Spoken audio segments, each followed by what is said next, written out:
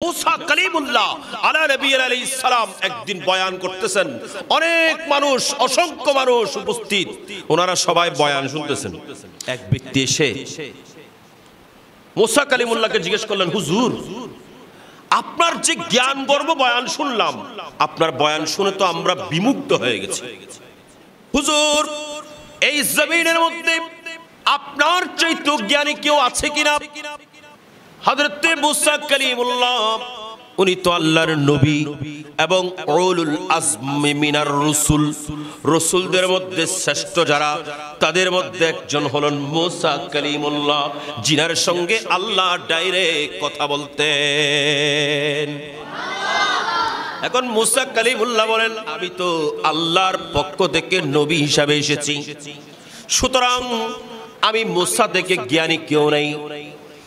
এই কথা শুনতেই আমার আল্লাহ জাল্লা শানুহু মুসা কালিমুল্লাহর উপর ওহী করলেন, এ মুসা কালিমুল্লাহ, আমি আল্লাহ এমন এক ব্যক্তির কাছে পাঠাবো যিনি অনেক জ্ঞানের অধিকারী, তুমি একটু তার সঙ্গে সাক্ষাৎ করো।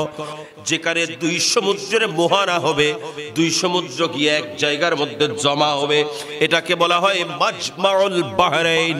তুমি ওই মাজমাউল বাহরাইনের মধ্যে গিয়ে আমার ওই বান্দার সঙ্গে সাক্ষাৎ করবে। মুসা কালিমুল্লাহ ওই বান্দার সঙ্গে সাক্ষাৎ করবেন, করতেই হবে। মুসা কালিমুল্লাহ রেডি হলেন, ইউশা বিন নুনকে নিয়েছেন, নিয়ে রওনা হয়েছেন। অনেক দিন সফর করেছেন। একদিন ক্ষুধা লেগেছে, হঠাৎ খানা পিনা একটু কি আছে দেখো, বের করো, আমরা একটু খানা খাবো। ওখান থেকে খাবার বের করার সময় হযরত ইউশা বিন নুন বলছেন, হুজুর, আমি তো আপনাকে বলতে ভুলে গেছি, যেখানে আমরা যাত্রা বিরতি করেছি এবং ওযু করেছি, ওই জায়গার মধ্যে আমাদের থলের মধ্যে যেই শুকনো মাছ ছিল, ভুনা মাছ ছিল, এই মাছটা জিন্দা হয়ে চলে গেছে। মুসা কালিমুল্লাহ বলে যে, ইউশা, তুমি কি করেছো? যে জায়গার মধ্যে আমার এই ভুনা মাছ জিন্দা হবে, আমি ওই জায়গার তালাশের মধ্যে আছি। চলো চলো, আমরা যে জায়গা থেকে ফিরে আসছি ওই জায়গার মধ্যে যেতে হবে। ইনারা আবার ব্যাক করলেন, ওই জায়গার মধ্যে উপস্থিত হলেন। ওই জায়গার মধ্যে উপস্থিত হয়ে ইনারা দেখতে পেলেন এক ব্যক্তি পাথরের উপর বসে আছেন। ওনাকে যখন সালাম দিলেন, উনি সালামের উত্তর দিয়ে বলেন, আপনি কি আল্লাহর নবী মুসা? মুসা আলাইহিস সালাম বলেন, হ্যাঁ, আমি তো মুসা। আপনি কি আল্লাহ প্রদত্ত সেই বান্দা? বলে যে, হ্যাঁ, আমি হলাম সে বান্দা, আমার নাম খিদির। সুবহানাল্লাহ। উনি যেখানে বসতেন, শুকনো জায়গায় বসলে ওখানে সবুজ ঘাস উঠে যেত, সেজন্য ওনাকে বলা হয় খিদির। আমরা যখন ভুনা তরকারি নেই, এগুলোকে আবার ফ্রিজে ঢুকাইতে হয়, নাইলে এগুলো ভালো থাকে। কিন্তু মুসা কালিমুল্লাহ এই ভুনা মাছটা নিয়েছেন ঠিকই। এই ভুনা মাছটা যে এতদিন পর্যন্ত থলের মধ্যে আছে, এই ভুনা মাছটা নষ্টও হয় নাই, গন্ধও হয় নাই। সুবহানাল্লাহ। তার কারণ হলো আল্লাহর নবীর সুহবতের মধ্যে যখন থাকে, সমুদ্রের মাছ পর্যন্ত গন্ধ হয় না। তাইলে বলেন, আমরা আশরাফুল মাখলুকাত, আমরা মানুষ কিভাবে গন্ধ হব? আল্লাহর নবীদের সংস্পর্শে আসলে, আল্লাহর নবীদের সুহবতে আসলে, আল্লাহর নবীদের শরণের মধ্যে বসলে মানুষ গন্ধ বের হয় না, বরং ওই মানুষ দামি হয়ে যায়। আমরা পড়ি না, মুহাম্মদ কে গোলামোं का कफन मैला नहीं होता, कफन मैला नहीं होता, ज़मीन मैली नहीं होती, ज़मन मैला नहीं होता, मोहम्मद के गुलामों का कफन मैला नहीं होता। जुनाह में मुस्तफा चूमे नहीं दुखती कभी आंखें, जुनाह में मुस्तफा चूमे नहीं दुखती कभी आंखें, पहनने ले प्यार जो उनका, पहनने ले प्यार जो उनका, बदन मैला नहीं होता, बदन मैला नहीं होता। मेरे आका की उल्फत तो बदन को जगमगाती है। বলতেছে যে মেরে আকা কি উলফত তো বদন কো জগমগাতি है।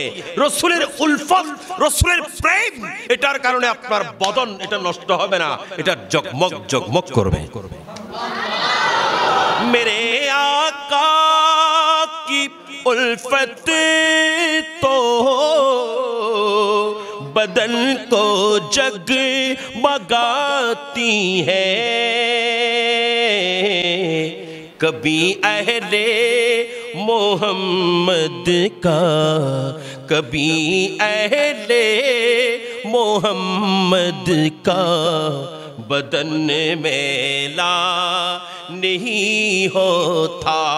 मोहम्मद के गुलामों का कफन मैला नहीं होता। থেকে আমরা সুন্নি মুসলমানদের একটা দলিল, আমরা অনেক সময় অনেকের কাছ থেকে শুনে থাকি, বলে যে নবীর সুহবতে গেলে লাভ কি, নবীর স্মরণ করলে লাভ কি, নবীর প্রেমের মধ্যে মাহফিল করলে লাভ কি। লাভ হলো এটা যে নবীদের প্রেমিক যারা হয়ে যায়, নবীদের সঙ্গে যাদের সংস্পর্শ হয়, ওই ব্যক্তি কখনো মুর্দা হতে পারে, সেটার প্রমাণ ইমাম আহলে সুন্নাত ইমাম হাশমি রাহমাতুল্লাহি আলাইহি যখন ইন্তিকাল করেছেন, আমরা আপনারা সবাই দেখেছি, আমরা চোখের পানি ছেড়ে কাঁদছিলাম, আমরা চোখের পানি ছেড়ে কাঁদতেছি, আর ওনার চেহারার মধ্যে মুস্কুরাট, উনি মুস্কি মুস্কি হাসতেছেন। আমার মনে হচ্ছিল সেই দিনটার কথা একটু মনে করলে আমরা চিন্তা করে শেষ করতে পারবো না। সেদিন বৃষ্টি হচ্ছিল, গুটি গুটি বৃষ্টি, সেদিন সূর্য তেমন দেখা যায় নাই, সূর্যের কিরণ সেদিন পড়ে নাই। তার কারণ হলো আমার সেদিন মনে হচ্ছে এই আশিকের সোল যখন ইন্তেকাল করেছেন, ইমাম হাশমির মতো মহান জাত যখন ইন্তেকাল করেছেন, ওনার চেহারা থেকে যেই কিরণগুলো বের হচ্ছেন, যেই জগমগ জগমগ কিরণ বের হচ্ছেন, এই কিরণের কারণে সূর্য পর্যন্ত শর্মিন্দা হয়ে গেছে। সেদিন সূর্য লজ্জাবোধ করছেন, আজকে তো জগৎ বিখ্যাত একজন আশিক রাসূলের প্রেমিক আজকে ইন্তেকাল করেছেন। এখান থেকে প্রকাশ বের হচ্ছেন, ওনার চেহারা থেকে আলো বের হচ্ছেন। যত সময় যাচ্ছে ওখান থেকে পচা গন্ধ নয়, বরং যত সময় যাচ্ছে তত নূর বের হচ্ছে। কথা বলেন ঠিক না ঠিক? আমরা সুন্নি মুসলমান যারা, ইমাম আহলে সুন্নাত সদা বলতেন মানুষ ইন্তেকালের পরে তাদের চেহারা দেখানো জায়েজ, ইমাম হাশমি বলতেন ঠিক না ঠিক? একদল বলেন না জায়েজ, ইমাম হাশমি বলেন না, না জায়েজ নয়, জায়েজ। কেন? কারণ সুন্নি মুসলমান মারা যাওয়ার পরে, সত্যিকার আশিক রাসূল মারা যাওয়ার পরে তাদের চেহারা নষ্ট হয় না, বরং সেখান থেকে জ্যোতি বের হয়, যেটার প্রমাণকে ইমাম হাশমি নিজেই তার প্রমাণ। ইনার মসলা, ইনার সমাধানের প্রমাণ ইনি নিজেই সেটা প্রমাণ করেছেন। ইনার চেহারা থেকে নূর বের হচ্ছে। আর আমার যেটা মনে হয়, আমরা যে কাঁদতেছিলাম, হয়তো তিনি সেখান থেকে আমাদেরকে ডাক দিয়ে বলতেছিলেন, মেরে জানাজে পে রোনে वालो फरेब में हो बगौर देखो, मरा नहीं हो, मरा नहीं हो, मरा नहीं हो, गमे नबी में लिबास हस्ती बदल रहा हो। ইমাম হাশিমি সেদিন ওই কফিন থেকে কি বলতেছেন, শায়ের বলতেছেন যে মেরে জানাজে পে রোনে वालों, আমার জানাজায় এসে তোমরা চোখের পানি ছাড়তেছো, তোমরা চোখের পানি ছাড়তেছো। ফরেব মে হো বখুর দেখো, আমি ভান ধরেছি, তোমরা একটু ভালো করে দেখো, আমি ভান ধরেছি মাত্র, মারা নেহি হো, আমি মরে যাই নাই, শুধু লেবাসে হাস্তি বদল রাহা হু, আমি দুনিয়াবি লেবাস চেঞ্জ করে আমি আশকে রাসূলের লেবাস পরিধান করেছি।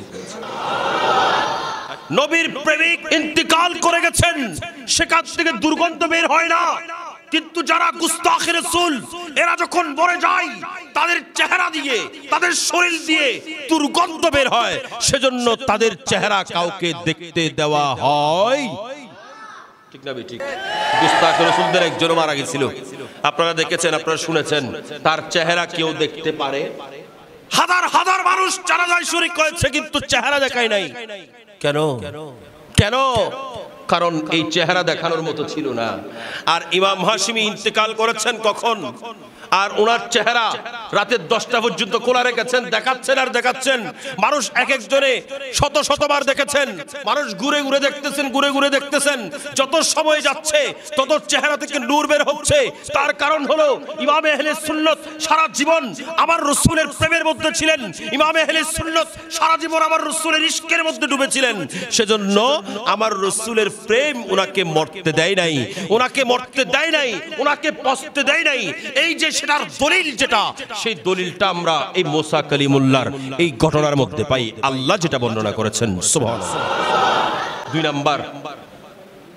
দুই নাম্বার এই মাছ, যেই মাছটা মুসা কালিমুল্লাহর থলের মধ্যে ছিল, এটা ওখানে পানি বরাবর যাওয়ার পরে এই মাছটা জিন্দা হয়ে গেছে। আচ্ছা বলেন তো,